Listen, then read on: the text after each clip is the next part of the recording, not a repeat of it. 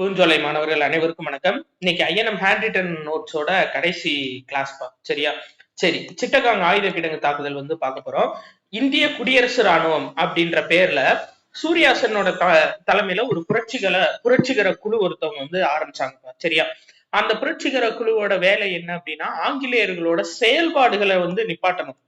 அதான் சரி. ஆங்கிலேயரோட செயல்பாடுகளை நிப்பாட்டிட்டோம் அப்படின்னா தொடர்ச்சியா அவங்களோட அடுத்த மூவ்மெண்ட், அடுத்த கட்ட நகர்வு இருக்காது. அப்போ அவங்க என்ன பண்ணிருப்பாங்கன்னா, அதாவது ஆங்கிலேயர்கள்கிட்ட ஆயுதம் இருக்கிறதுனாலதான் அவங்க தொடர்ச்சியா தாக்குதல் நடத்துறாங்க. சோ அவங்ககிட்ட இருக்க ஆயுத கிட்ட தாக்குதல் நடத்திட்டா அவங்களுக்கான சப்ளைஸ் நின்றும்.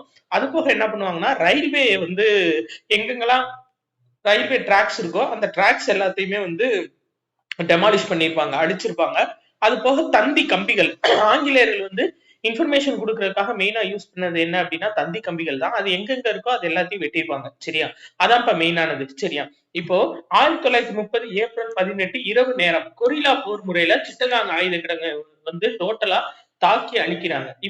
இப்போ அந்த சிட்டகாங் அப்படின்றது எங்க இருக்குன்னா, இதுல இருக்கு, நம்ம பங்களாதேஷ்ல டாக்கால இருக்கு. டாக்கா பக்கத்துல இருக்கு. இப்போ நம்ம அப்ப ஒருங்கிணைந்த இந்தியாவா இருந்ததுனால அந்த சிட்டகாங் ஒரு மிகப்பெரிய ஒரு ஆயுத கிடங்கா கருதப்பட்டுச்சு. சரியாப்பா? ரயில்வே, தகவல் தொடர்பு இது எல்லாமே துண்டிச்சிடுறாங்க. அடுத்து பாருங்க, புரட்சிகர தேசியவாதிகளுக்கு உணவும் உறைவிடமும் கிராம மக்களால் வழங்கப்பட்டது. அவங்க என்ன பண்ணுவாங்கன்னா, தாக்குதல் நடத்திட்டு பக்கத்துல இருக்க கிராமங்கள் போய் ஒளிஞ்சுப்பாங்க. அவங்களுக்கு மிகப்பெரிய சப்போர்ட் இருந்திருக்கும். 1933ல சூர்யாசன் மற்றும் குழுவினர் கைது செய்யப்படுறாங்க. அதாவது 1930ல தாக்குதல் நடத்துறவங்க தொடர்ச்சியா தேடிக்கிட்டே இருப்பாங்க.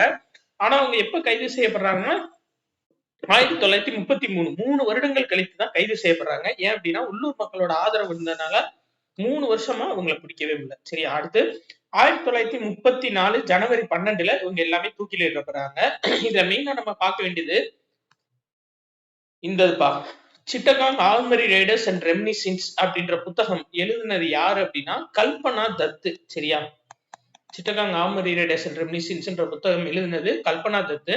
இவங்க இவங்களோட நூல்ல என்ன சொல்லியிருக்காங்க அப்படின்னா, அதாவது சாவித்திரி தேவி அப்படின்னு சொல்லிட்டு ஒரு பெண் இருப்பாங்க.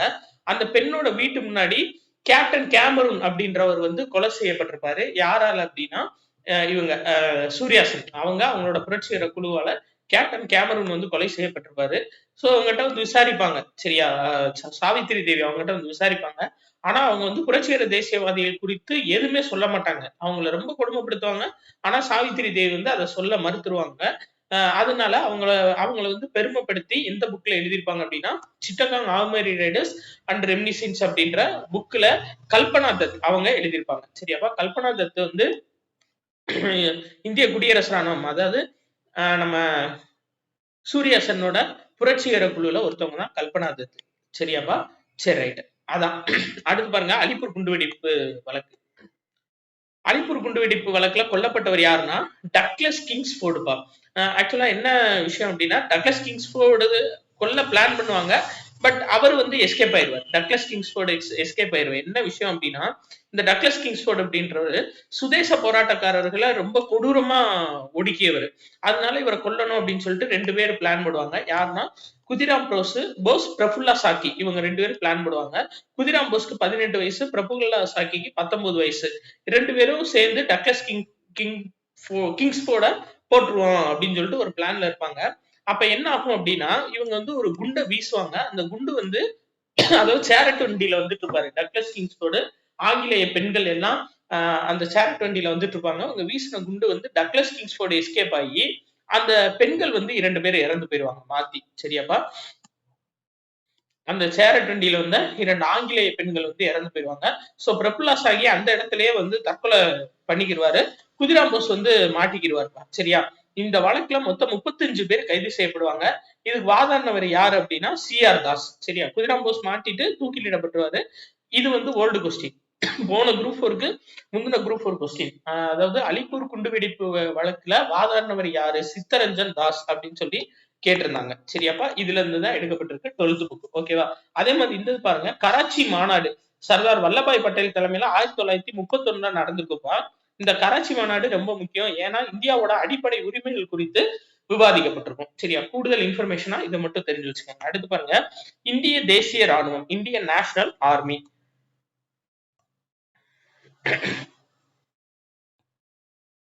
Indian National Army. சரியாப்பா? சரி, ரைட். இப்போ இந்திய தேசிய ராணுவம் அப்படின்னு சொல்லி எடுத்துக்கிட்டோம்னா நம்மளுக்கு சுபாஷ் சந்திர போஸ் ரொம்ப ரொம்ப முக்கியமானவர்.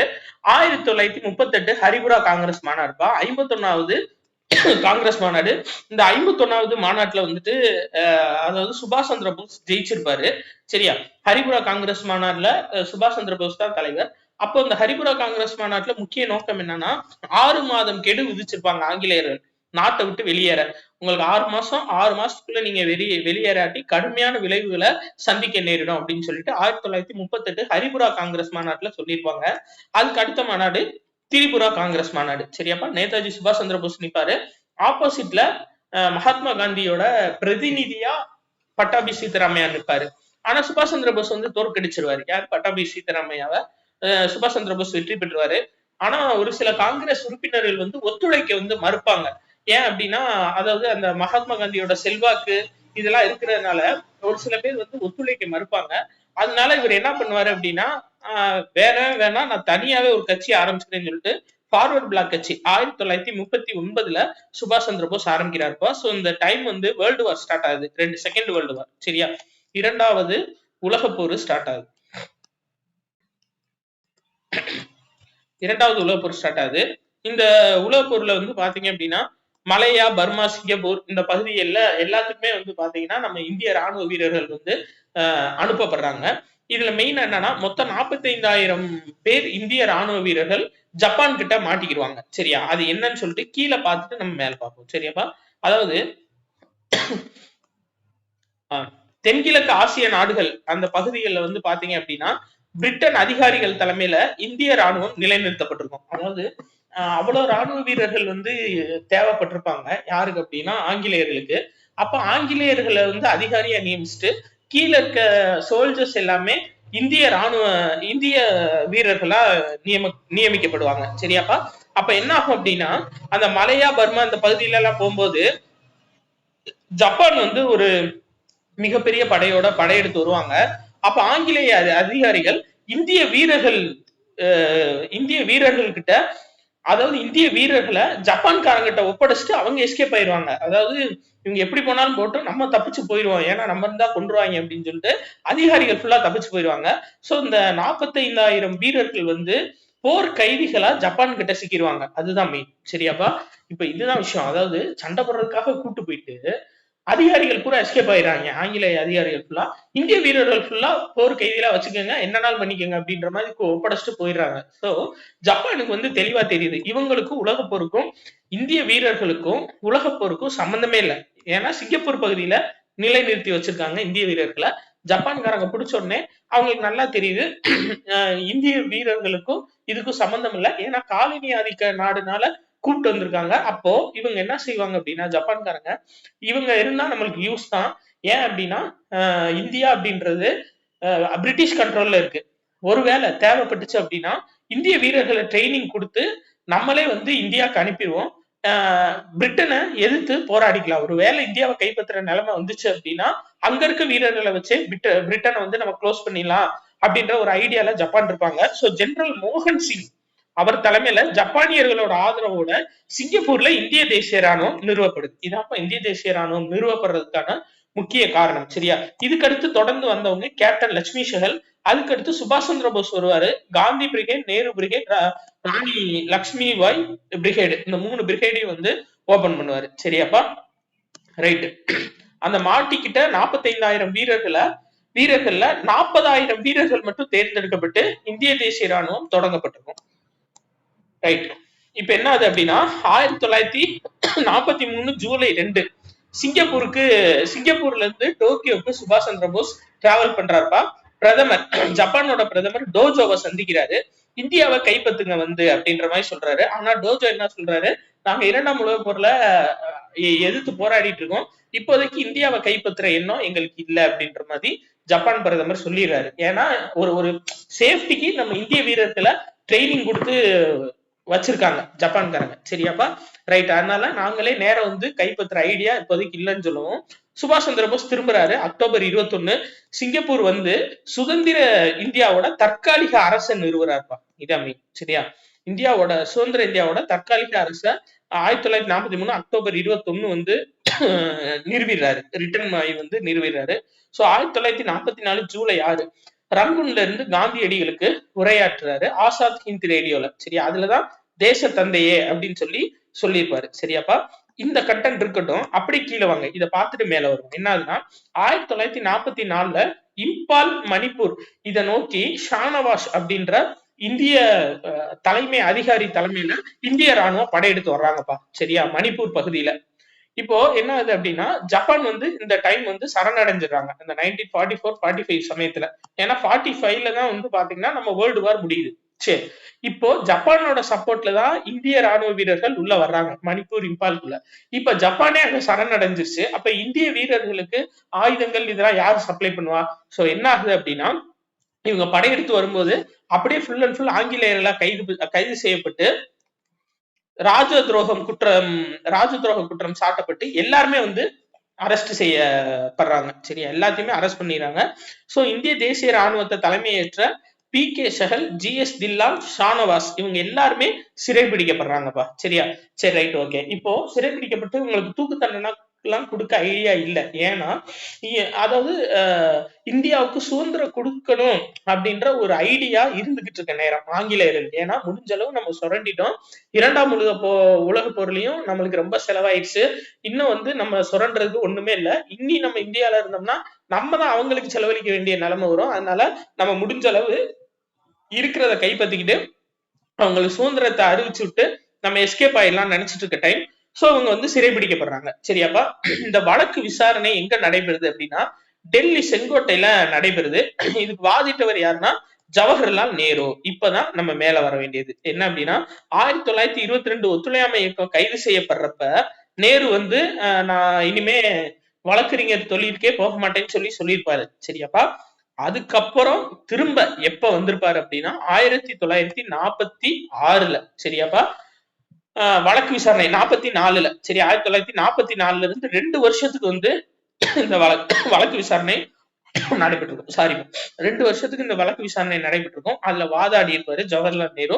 1946 ஜனவரி 6 எல்லாருமே விடுதலை செய்யப்படுறாங்கப்பா இந்திய தேசிய ராணுவம் சார்பா. சரியா? சரி, ரைட், ஓகே. இதுதான் 1946 ஜனவரி 6 இந்திய தேசிய ராணுவம் சார்பா எல்லாமே விடுதலை செய்யப்படுறாங்க. ஏன்னா அடுத்த வருஷம் நம்மளுக்கு சுதந்திரம் கிடைச்சிருச்சு. சரியா? Right, okay. இப்போ 1946 ராயல் இந்திய கடற்படை புரட்சிப்பா. சரியா? அதாவது இந்தியா சுதந்திரமானதுக்கு 2 காரணம் சொல்லுவாங்க. ஒண்ணு பிரிட்டன்ல தொழிற்கட்சி ஜெயிச்சது. தொழிற்கட்சி இல்ல தொழிலாளர் கட்சி ரெண்டும் ஒண்ணுதான். கட்சி கிளமெண்ட் அட்லி அவர் தலைமையில ஜெயிச்சது. சரியா? இன்னொன்னு என்னன்னா இந்த ராயல் இந்திய கடற்படை புரட்சியை தான் சொல்லுவாங்க. சோ ஒரு மிகப்பெரிய கடற்படையை கொண்டது இந்த ராயல் இந்திய கடற்படை அப்படின்றது. இவங்க எல்லாமே எதிர்த்து மிகப்பெரிய போராட்டம் பண்ணியிருப்பாங்க. சரியா? அப்ப ஆங்கிலேயர்கள் வந்து எதுவுமே அவங்க அதாவது பிரிட்டன்ல இருந்து ஒரு அதிகாரிகள் வரணும்னாலும் அந்த காலத்துல பிளைட் வசதி எல்லாம் கிடையாது. எல்லாமே கப்பல்ல தான் வருவாங்க. அப்ப அந்த கடல் பகுதி இந்தியாவோட கடல் பகுதி ஃபுல்லாவே வந்து ராயல் இந்திய கடற்படை மூலியமா வந்திருக்கும். அவங்க கண்ட்ரோல்ல வந்து வந்துடும். சோ இது வந்து ஒரு முக்கியமானது. சரியா? இதுக்கு என்ன பண்ணுவார்னா சர்தார் வல்லபாய் பட்டேல் தான் போய் பேச்சுவார்த்தை நடத்திருப்பார்ப்பா. அது ரொம்ப முக்கியமான ஒரு கொஸ்டின். இது ஸ்கூல் புக்ல எங்கேயுமே இருக்காது. ஆனா டிஎன்பிஎஸ்சில கேட்டது. சரியா? ராயல் இந்திய கடற்படை புரட்சிக்கு அதை வந்து கைவிடுங்க. ஏன்னா நம்ம இந்தியா வந்து சுதந்திரம் கொடுக்க போறாங்க. நாங்கெல்லாம் பேச்சுவார்த்தை நடத்திட்டு இருக்கோம்.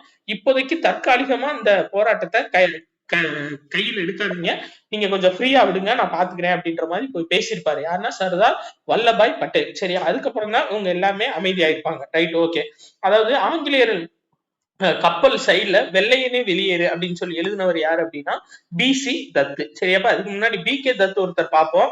அவர் யாரு அப்படின்னா பார்த்திருப்போம். சரிங்களா? அவரு குண்டு வீசியிருப்பாரு. அதாவது பகத்சிங்கும் பி.கே. தத்தும் இந்திய நாடாளுமன்றத்துல புகை குண்டு வீசியிருப்பாங்க. அவர் பி.கே. தத்து.